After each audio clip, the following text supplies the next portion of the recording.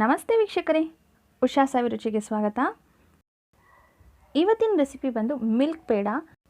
ತುಂಬಾ ರುಚಿಯಾಗಿರುತ್ತೆ, ಹಾಗೆ ಮಾಡೋದು ಕೂಡ ತುಂಬಾ ಸುಲಭ.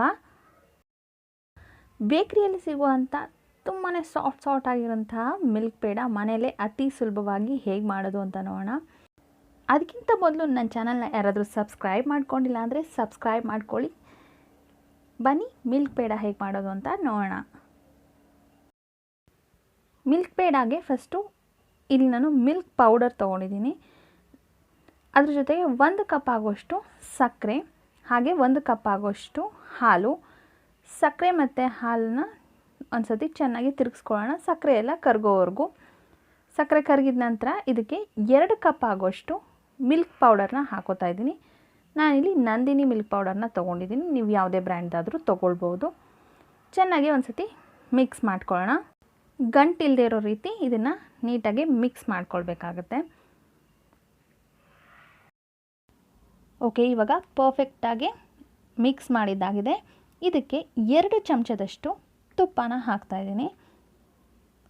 ತುಪ್ಪ ಹಾಕಿದ ನಂತರ ಇದನ್ನು ಒಂದು ಸತಿ ಮಿಕ್ಸ್ ಮಾಡ್ಕೊಳ್ಳೋಣ.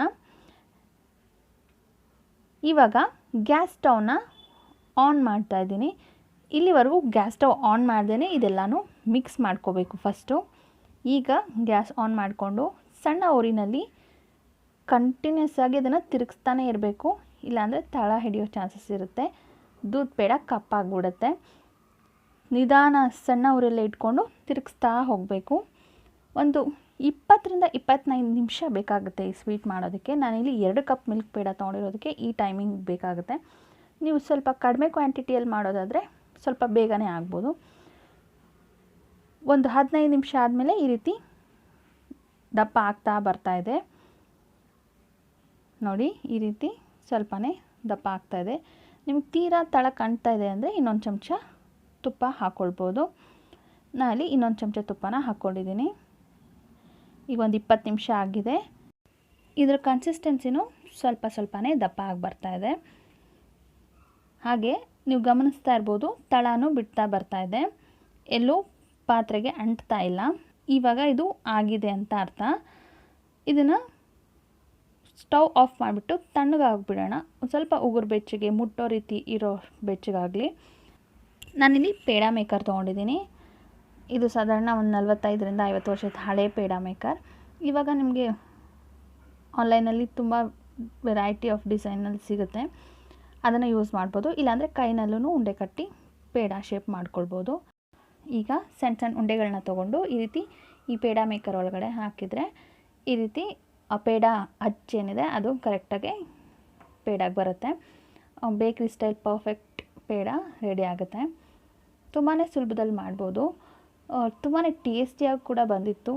ಒಂದು ಸತಿ ಯಾರಾದರೂ ಟ್ರೈ ಮಾಡಿಲ್ಲ ಅಂದರೆ ಮಾಡಿ ನೋಡಿ. ತುಂಬಾ ಸುಲಭ. ಒಂದು 20ರಿಂದ 25 ನಿಮಿಷ ಟೈಮ್ ಆಗುತ್ತೆ ಇದು ಮಾಡೋದಕ್ಕೆ. ತುಂಬ ಈಸಿಯಾಗಿ ತುಂಬ ಟೇಸ್ಟಿಯಾಗಿ ಕೂಡ ಇರುತ್ತೆ. ಈಗ ಪೇಡ ಮೇಕರ್ ಇಲ್ಲ ಅಂದರೆ ಈ ರೀತಿ ಸಣ್ಣ ಉಂಡೆಗಳನ್ನ ಮಾಡಿಕೊಂಡು ಈ ರೀತಿ ಕೈನಲ್ಲೇ ಶೇಪ್ ಮಾಡ್ಕೊಳ್ಬೋದು.